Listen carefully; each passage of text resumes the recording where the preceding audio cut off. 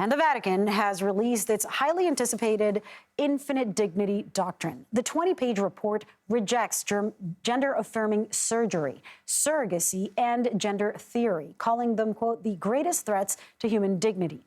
The report says, quote, any sex change intervention as a rule risks threatening the unique dignity that a person has received from the moment of conception.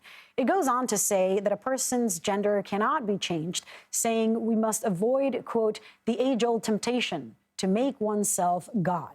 I want to bring in CBS News foreign correspondent Chris Livesay from Rome. Chris, thank you so much for joining us. I know that a lot of people were expecting to hear what was on this document. What is the most surprising, though? At least all of the things that I just said seem very surprising in 2024.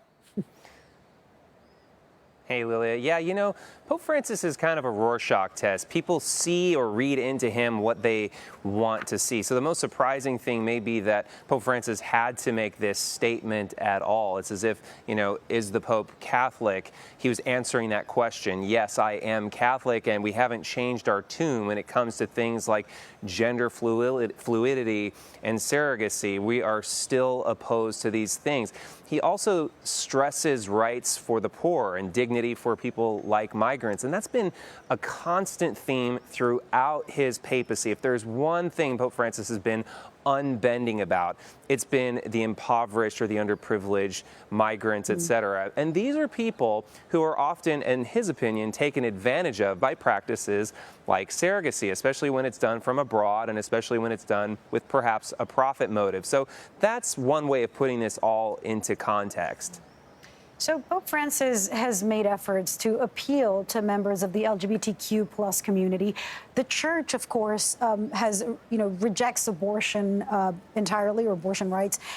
And here you have something, with the surrogacy thing, it's striking because, you're not supporting something that people are doing who really want to have kids. Seems like quite the opposite to abortion. But so why is he taking this stance on these issues at this moment in particular? Is it because it's being talked a lot or done a lot? Right. Well, the timing is key. So last year, in fact, just a number of months ago, Pope Francis issued a document that opened the door, actually allowed priests to give blessings to same-sex couples. It also allowed transgender people to get baptized and to act as godparents. And the outrage it provoked, specifically amongst the conservative Catholic community in the United States, was absolutely incandescent. You had some conservative critics of Francis talking about a possible schism, a break within the Catholic Church. So even though these other issues that he's talked about here in this latest document seem like old Catholic doctrine that he's spoken out on, indeed, many times in the past, it's an olive branch that he's extending to these conservative corners of the Catholic Church to say, I may be more progressive than you are, but I'm still Catholic. We're still all part of the same church. And Chris, these reports take years to complete. This has been years in the making. What do you know about what went into it? If you know anything in terms of the process, or if it changes throughout that time, does it require voting? How does that work? Well, sure. This one took 5 years to put together, all 20 pages of it. That by itself is not that surprising. The Pope is the person who called for this document to be drafted, and he's the one who ultimately has to sign off on it. So it's his name that's all over it at the end of the day. A lot of people, when they think of Pope Francis, they think of him as being a progressive pontiff, and he certainly is more liberal than his predecessors have been.